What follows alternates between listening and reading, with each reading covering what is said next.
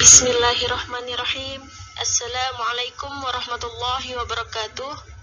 Alhamdulillahirabbil alamin. Assalatu wassalamu ala asrafil anbiya'i wal mursalin sayyidina wa maulana Muhammadin wa ala alihi wa sahbihi ajma'in, amma ba'd.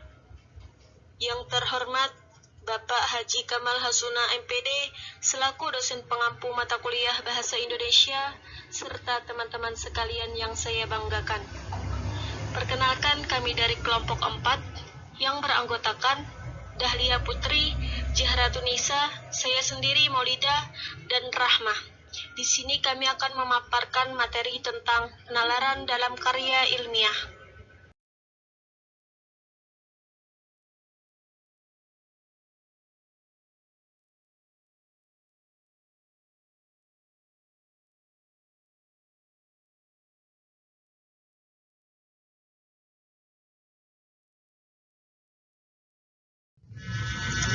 Langsung saja ke pengertian penalaran.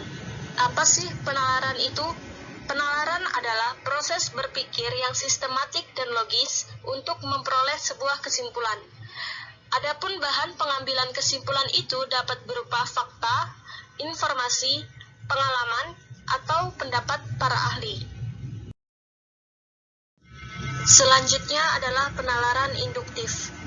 Penalaran induktif adalah suatu proses berpikir yang bertolak dari sesuatu yang khusus menuju sesuatu yang umum. Penalaran induktif dapat dilakukan dengan 3 cara. Yang pertama ada generalisasi, yang kedua ada analogi, dan yang terakhir adalah hubungan kasual atau sebab akibat.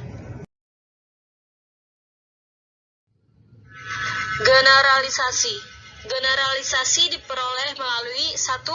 Pengalaman, 2. Observasi, 3. Wawancara, dan yang terakhir adalah studi dokumentasi. Sumbernya itu dapat berupa yang pertama dokumen, kedua statistik, ketiga kesaksian, keempat pendapat ahli, kelima peristiwa-peristiwa politik, dan yang keenam sosial ekonomi atau hukum. Dari berbagai gejala atau peristiwa khusus itu, orang membentuk opini, sikap, penilaian, keyakinan, atau perasaan tertentu. Contoh penalaran induktif dengan cara generalisasi adalah sebagai berikut. Berdasarkan pengalaman, seorang ibu dapat membedakan atau menyimpulkan arti tangisan bayinya sebagai ungkapan rasa lapar atau haus, sakit, atau tidak nyaman. Selanjutnya, analogi. Analogi adalah suatu proses yang bertolak dari peristiwa atau gejala khusus yang satu sama lain memiliki kesamaan untuk menarik sebuah kesimpulan. Karena titik tolak penalaran ini adalah kesamaan karakteristik di antara dua hal, maka kesimpulannya akan menyiratkan apa yang berlaku pada satu hal akan pula berlaku untuk hal lainnya. Contoh penalaran induktif dengan cara analogi adalah sebagai berikut. Dr. Maria C. Diamond, seorang profesor anatomi dari University of California, tertarik untuk meneliti pengaruh pil kontrasepsi terhadap pertumbuhan cerebral cortex wanita, sebuah bagian otak yang mengatur kecerdasan. Dia menginjeksi sejumlah tikus betina dengan sebuah hormon yang isinya serupa dengan pil. Hasilnya, tikus-tikus itu memperlihatkan pertumbuhan yang sangat rendah dibandingkan dengan tikus-tikus yang tidak diberi hormon itu. Berdasarkan studi itu, Dr. Diamond menyimpulkan bahwa pil kontrasepsi dapat menghambat perkembangan otak penggunanya. Dalam contoh penelitian tersebut, Dr. Diamond menganalogikan anatomi tikus dengan manusia. Jadi apa yang terjadi pada tikus akan terjadi pula pada manusia. Selanjutnya, hubungan kasual atau sebab akibat. Penalaran induktif dengan melalui hubungan kasual sebab akibat merupakan penalaran yang bertolak dari hukum kasualitas bahwa semua peristiwa yang terjadi di dunia ini terjadi dalam rangkaian sebab akibat. Tak ada suatu gejala atau kejadian apapun yang muncul tanpa penyebab. Contohnya, seorang petani menanam berbagai jenis pohon di pekarangannya. Tanaman tersebut dia sirami, dia rawat, dan dia beri pupuk. Anehnya, tanaman itu bukannya semakin segar, melainkan layu, bahkan mati. Tanaman yang mati dia cabuti, ia melihat ternyata akar-akarnya rusak dan dipenuhi rayap. Berdasarkan temuannya itu, petani tersebut menyimpulkan bahwa biang keladi rusaknya tanaman atau akibat adalah rayap atau sebab.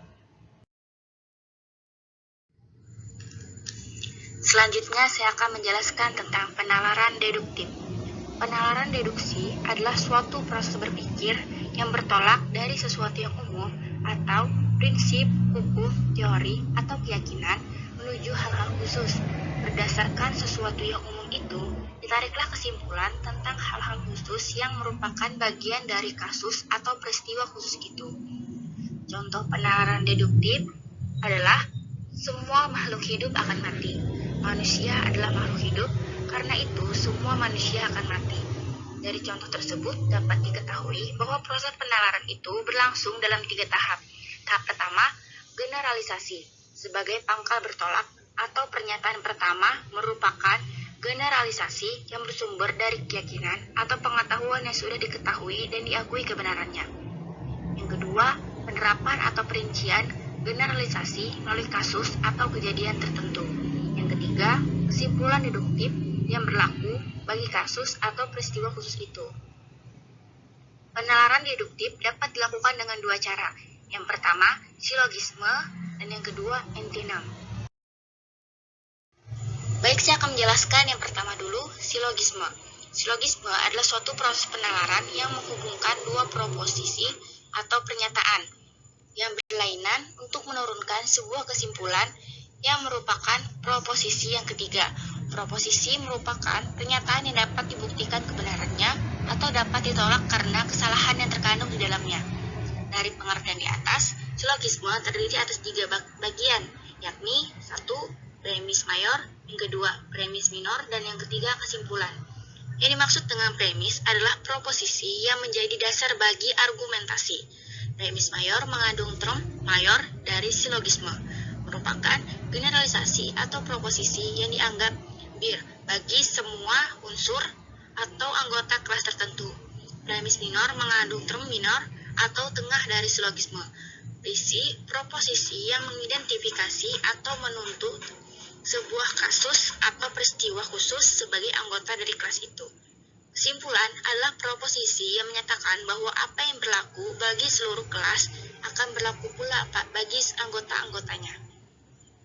Contohnya, premis mayor, semua cendekiawan adalah pemikir. Premis minor, Habibie adalah cendekiawan. Kesimpulan, jadi Habibie adalah pemikir. Baik, saya akan menjelaskan yang kedua, yaitu entinam. Entinam adalah suatu proses penalaran dengan menghilangkan bagian silogisme yang dianggap telah dipahami. Contohnya, berangkat dari bentuk silogisme secara lengkap. Premis mayor, semua rentenir adalah penghisap darah dari orang yang sedang kesusahan. Premis minor, Pak Sastro adalah rentenir. Kesimpulannya, jadi Pak Sastro adalah penghisap darah orang yang kesusahan.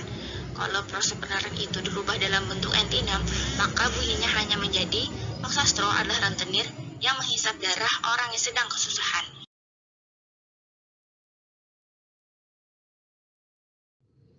Selanjutnya, isi karangan.